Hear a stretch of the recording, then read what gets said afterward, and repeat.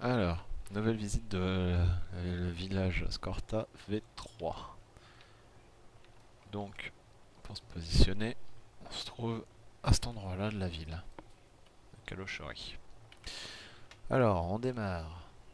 Donc là, il y avait une maison. Bah, celle-là, j'avais déjà rajouté pour la V1. Là, donc, rajouter le portail.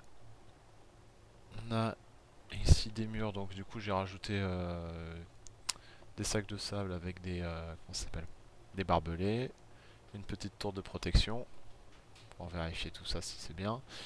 Ici, pareil, j'ai fermé un peu toute la zone. On va avancer sur la ville. Donc ici, c'est toujours le même accès où les piétons peuvent passer, mais pas les véhicules normalement. Ici, on a une petite zone de contrôle. Tous les murs sur le côté là, ils sont protégés. Une autre petite tourelle pour protéger. Donc là, tous les murs c'est fermé et c'est indestructible. Donc suite à la réflexion de certaines maisons qui étaient un peu laissées à l'abandon, donc du coup j'ai augmenté un peu la zone pour permettre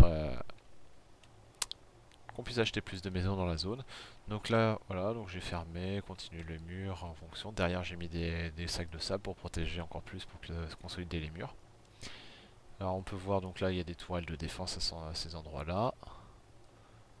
Pareil pour ici, hop, tout fermé, nickel.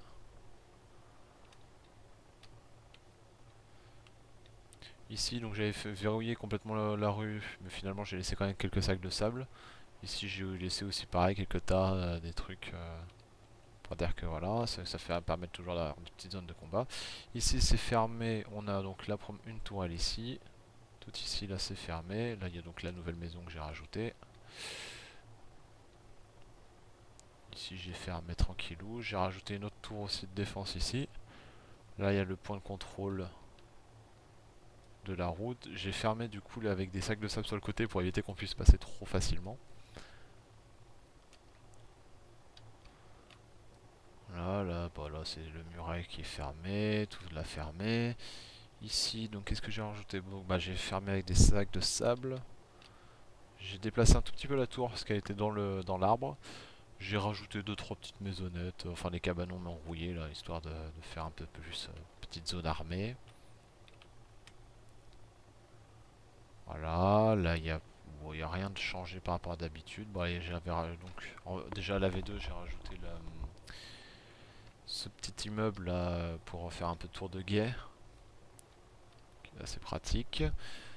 Donc notre garage et tout ça, j'ai bien fermé pour éviter qu'on puisse rentrer un peu n'importe comment. Donc il y a des sacs de sable un peu de partout qui protègent les murets pour éviter. Donc ici, bon bah il y a toujours le jardin pour enfants qui est présent. On peut y accéder par ici parce que du coup là j'ai laissé ouvert pour les piétons.